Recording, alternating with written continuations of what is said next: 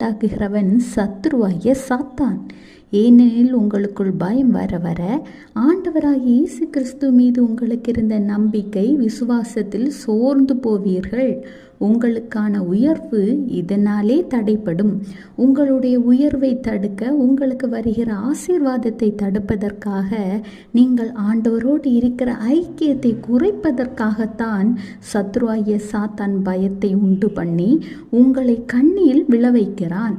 எனவே ஒருவேளை நீங்கள் ஏதோ ஒரு காரியத்தை கண்டு இப்பொழுது பயந்து கொண்டிருக்கிற பிள்ளைகளாக இருந்தால், உடனடியாக சத்ருவாகிய சாத்தானை கடிந்து கொண்டு ஜெபித்து மீண்டும் உங்களுக்கும் ஆண்டவருக்கும் இருந்த ஐக்கியத்தை அதிகப்படுத்தி அவர் மீது நம்பிக்கை வையுங்கள்.